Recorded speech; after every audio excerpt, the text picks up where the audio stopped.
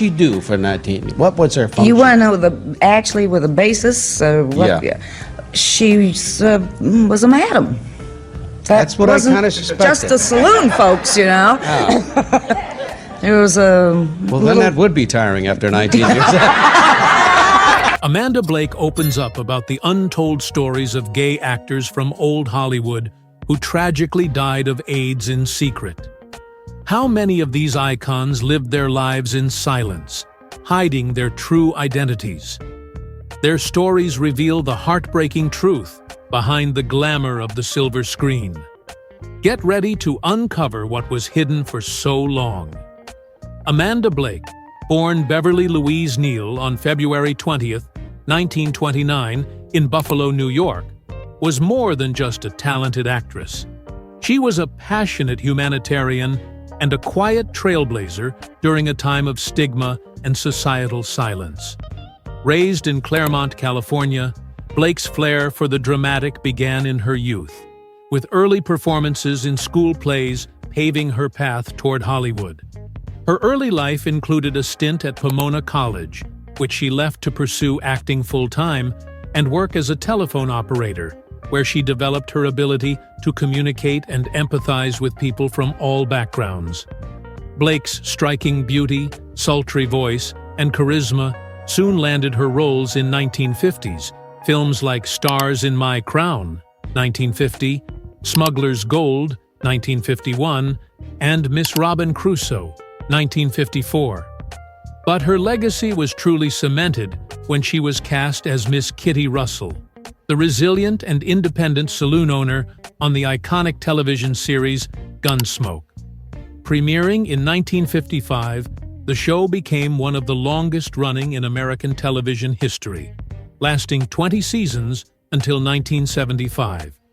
Blake was a regular for 19 of those years, portraying a character who was intelligent, emotionally deep, and remarkably independent for a woman on television during that era.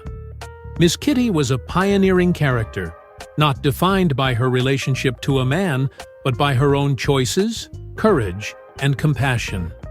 She ran her own business and often acted as the moral compass of Dodge City, offering kindness and wisdom to outcasts and wounded souls. Blake's portrayal of Kitty made her one of the most recognized female television characters of the 20th century and a role model for countless viewers. Behind the scenes, Blake formed lasting friendships with her castmates, including James Arness, who played Marshal Matt Dillon. Their on-screen chemistry was mirrored by a genuine bond off-screen, one that endured long after the series ended. While Gunsmoke gave her fame, Blake's off-screen passions were just as intense, particularly her love for animals. A devoted animal rights advocate, Blake used her celebrity status to support causes close to her heart. In the 1970s, she joined the board of the Performing Animal Welfare Society, PAWS, focusing especially on the mistreatment of big cats in captivity. Her activism extended beyond donations. She personally rescued animals, gave speeches, lobbied for legislative changes, and helped fund the first African wildlife refuge in the United States. Her efforts earned her accolades from the American Humane Association, National Wildlife Federation, and Los Angeles Zoo. Blake's personal life was equally dynamic.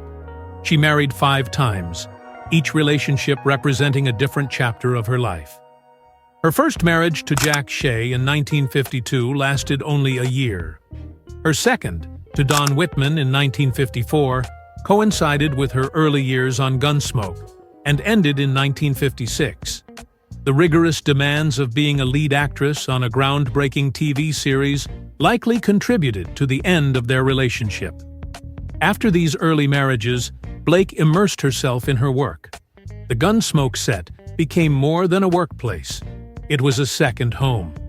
She often visited even when not filming, and the friendships she formed with James Arness, Milburn Stone, Doc Adams, and Dennis Weaver, Chester, provided emotional stability in the often unpredictable world of show business.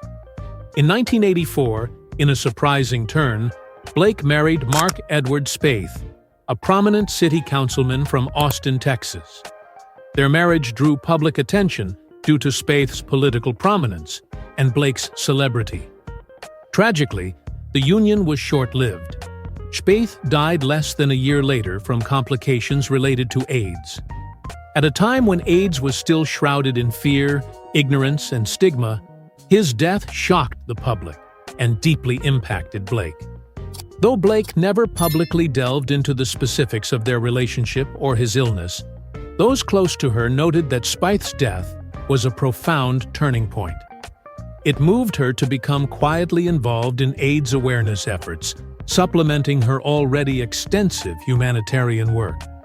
She never became a loud activist in the public sense, but her private efforts and empathy spoke volumes. In her later years, Amanda Blake spoke about the devastating effects of AIDS on her circle within the Hollywood community. In a rare and emotional conversation, she named 6 gay actors she knew personally or professionally who died of AIDS, often in secrecy due to the shame and fear of being outed during the 1980s. The most notable name among them was Rock Hudson. A Hollywood icon, Hudson's rugged masculinity and leading man image in films like Giant and Pillow Talk made him a household name. When he died of AIDS in 1985, he became the first major celebrity to publicly succumb to the disease. His death forced a national reckoning with AIDS and the public's denial of its reach. Blake, who had lived and worked in the same Hollywood era, reflected on how painful it had been for Hudson to suffer silently, living a lie due to societal pressure. Another star was Liberace, famous for his flamboyant stage shows and extravagant persona. Though rumors about his sexuality swirled throughout his career, he never publicly came out. When he died in 1987, the initial cause of death was listed as cardiac arrest, but it was later revealed that he had died from AIDS-related complications. Blake expressed sadness that someone so vibrant and generous still felt compelled to hide his truth. Steven Stucker, best known as the flamboyant Johnny from The Airplane. Movies broke the silence by openly acknowledging his AIDS diagnosis in 1984. An act of great bravery at a time when most kept it secret. Stucker passed away in 1986 at only 38 years old. Blake admired his courage and pointed to him as a beacon of honesty in a culture built on repression and fear. Paul Shinar, another name Amanda mentioned, was a talented stage and screen actor known for roles in Scarface and The Secret of NIMH. Shinar died of AIDS in 1989, but his sexuality and cause of death were not publicly discussed during his lifetime. Amanda remembered his charisma and how he struggled with society's inability to accept who he truly was. Blake also mentioned Anthony Perkins, best known for playing Norman Bates in Alfred Hitchcock's Psycho. Perkins lived a deeply private life, hiding his sexual orientation due to industry pressures. When he died in 1992 from AIDS-related pneumonia, the revelation came only posthumously. Blake expressed heartbreak over how secrecy consumed even a man of his talent and fame.